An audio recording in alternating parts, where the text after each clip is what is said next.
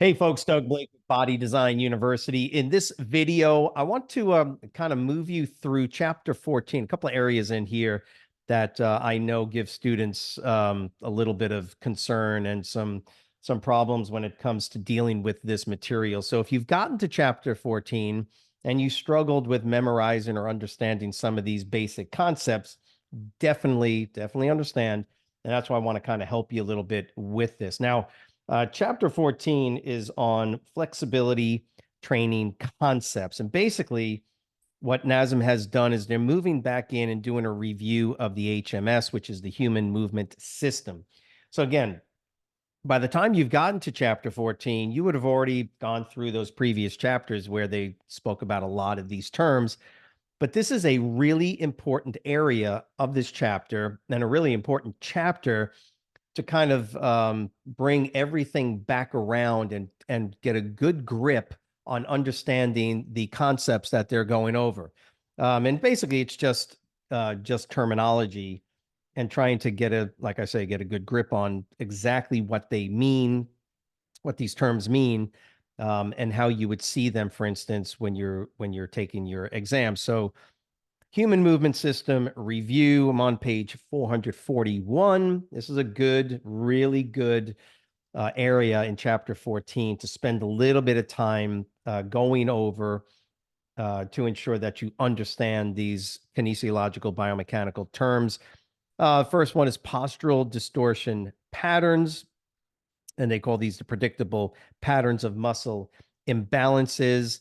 NASM is going to go over a number of these in this review, just to kind of help you understand again what they've already explained to you. Remember, in chapter 11, you would have already gone through the static and dynamic postural assessments, right? So upper cross, lower cross syndromes, and the pes planus syndrome, and then of course the dynamic testing that you would do with folks, overhead squat assessment, things like that. So postural distortion pattern simply describes the muscle imbalances that lead to poor posture, improper movement, therefore, and then ultimately to injury. And that's kind of the sequence of events.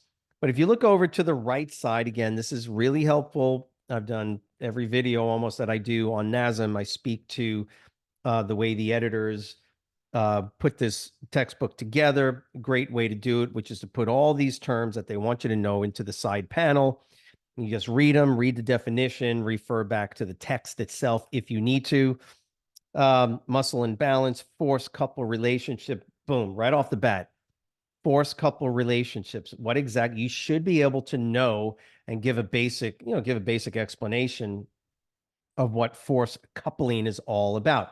The idea is that generally we know it's basically two areas in your body, and those are going to be the scapula and the pelvis is where you're going to see this generally the majority of the force coupling with the scapula. Of course, force coupling basically means that muscles on opposite sides of the structure, in this case, the scapula, muscles that pull in different directions actually cause rotation of the scapula. So one muscle pulling down this way, contracting this way, and another muscle pulling up that way would take the scapula and turn it.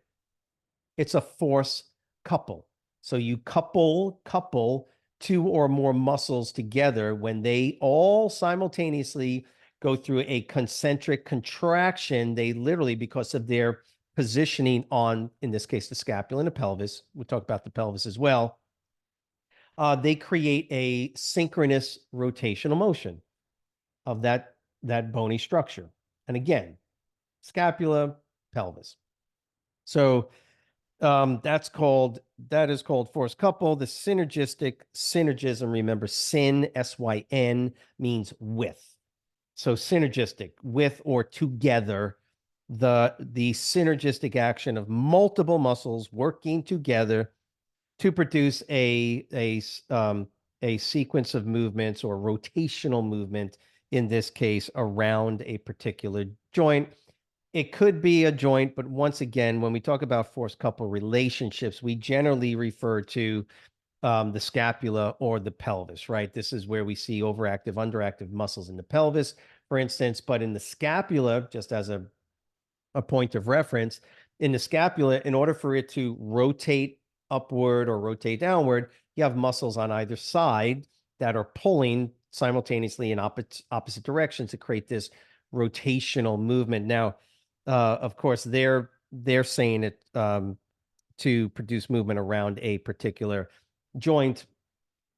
Obviously, the scapula sits on top of the rib cage in the back of the thorax. So technically, you would call that a joint, but the scapula moves and rotates right over and on top of the ribs. So for scope relationships, osteo and arthrokinematics, you need to know the difference between those two. Osteo, movement of a limb that you can actually see. Osteo is bone. Arthrokinematics, description of joint surface. So keep that in mind. Arthro meaning the joint itself. Okay. Arthro, the joint. So one bone in another bone. Arthro is the joint itself. It's the movement of the joint itself. That's arthrokinematics. Osteo, you know, I always used to think of osteokinematics as if you could see the bone move. Osteobone, if you could see the bone move, right? So that's the outside looking at the movement of my arm or my wrist, versus arthro like arthroscopic surgery is going into the joint to look inside the joint. So arthro,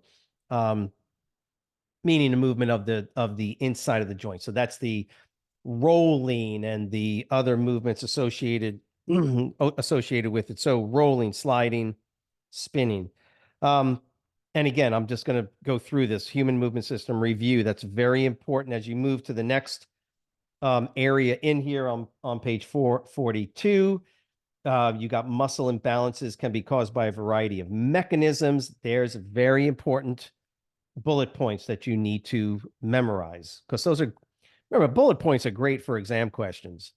Which of the following, blah, blah, blah, blah, blah. And they'll give you a list, and there's your four, like they'll pick 4 of these, right? So you would definitely want to know that. And now when you go over to 443, here are some great terms. And I hear students get confused by this all the time. What's the difference between reciprocal inhibition and autogenic inhibition? What's the difference between agonist and antagonist? And that's why this area in chapter 14 is very helpful for review. Reciprocal inhibition, when an agonist, what is an agonist? You should be able to write these things down. You should know the definition. An agonist is the prime mover of a particular movement. When I do a dumbbell curl, what is the agonist? The biceps. Yes. When I do a tricep push down, what's the agonist? The tricep. So the agonist is the prime mover for that particular movement. Okay. The antagonist, think of the antagonist in a play, right? That's the individual that goes against the protagonist. So antagonistic muscle works against the agonist. Say that a couple of times. Antagonist works against the agonist. They do the exact same, or excuse me, the exact opposite movements, kinesiological movements. If the elbow can flex, it can extend. If the shoulder can abduct, it can adduct. Get the idea? If the neck can flex, it can extend. So there are muscles that perform those motor movements, okay? And they work opposite to each other. So the flexors of the cervical spine work against the extensors of the cervical spine. The flexors of the elbow work against the extensor of the elbow. Agonist, antagonist. And they're switched. When you do a dumbbell curl, your bicep is the prime mover. The triceps are just there as antagonists. They ain't doing anything. But as soon as I put the dumbbells down and I do the exact same movement, only the resistance is going the other way, like a push down. Now the tricep becomes the agonist and the bicep is the antagonist. Okay. You got to know that. It's really important that you understand that the biceps can be the agonist during dumbbell curls, but it's also the antagonist during a tricep pushdown. Okay. So you got to know that, because now with reciprocal inhibition, when an agonist receives a signal to contract, like the biceps, its functional antagonist, like the tricep, also receives a signal, but it's an inhibitory signal, allowing it to lengthen. Okay, so reciprocal inhibition involves two muscles. And again, you'll see in here, autogenic inhibition involves one muscle. Altered reciprocal inhibition occurs when an overactive agonist, that's why you go back to chapter 11, overactive muscles can produce this altered reciprocal inhibitive response. So it occurs when an overactive agonist muscle decreases the neural drive to its functional antagonist. And now I don't ever know, I've never seen it where the bicep does that to the tricep, but this happens all the time, in the pelvic region, right? The flexors, and you see that in chapter 11, of course, the flexors and the extensors. Altered reciprocal inhibition simply means that the normal inhibitory process, reciprocal inhibition, is essentially magnified to the point where the functional antagonist is pushed into this lengthened, lower grade neurological condition. Okay. So remember, reciprocal inhibition is a normal process. Altered reciprocal inhibition is when that normal process is continuous. It's continuous, and that's what causes these muscle, or at least it assists and helps with the muscle imbalances, because you have this consistent neurological impulse to inhibit the antagonist. That's one of the problems. And there's your overactive, underactive definition. Another great term you got to know is synergistic dominance. Syn, with. So synergistic means with, or along with, together with. So a synergist muscle helps and assists with the primary muscle to do an action. So, you can look at let's look at the gluteus maximus is the primary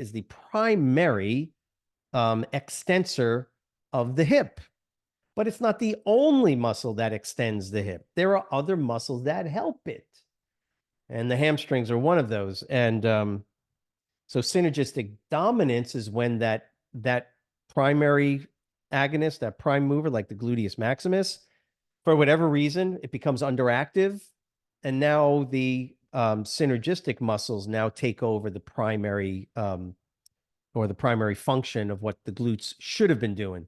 They no longer do because of neurological downregulation, because they're overactive, yada yada. Generally, it's due to altered reciprocal inhibition. So altered reciprocal inhibition causes the gluteus maximus, in this case, to become underactive and lower neurological response. And when it becomes lower in its neurological response, it now can't do what it's supposed to do. And now it's got to have the hamstrings in this case. So altered reciprocal inhibition can easily lead to synergistic dominance. Okay. So again, as you go through it, and that's why it's a short video, because I just want you to be aware, as students have asked me these questions, I generally will guide them towards chapter 14 right in this review section. It's a great area to kind of reiterate, get it in your brain again, what some of these really important critical terms are, what they mean. So I hope this was helpful. If it was, right, write the word understand in the comments section below. As always, show up for our Wednesday night Quizlet Live exam study, because it is a great way to learn and memorize terminology like the ones I've just gone over with you, and let us know how we can be of additional assistance. Remember, subscribe to the channel. You can share the content as well. And we are more than happy to help you, because we want you to pass your NASM national certification. So have a great week. We'll see you next week.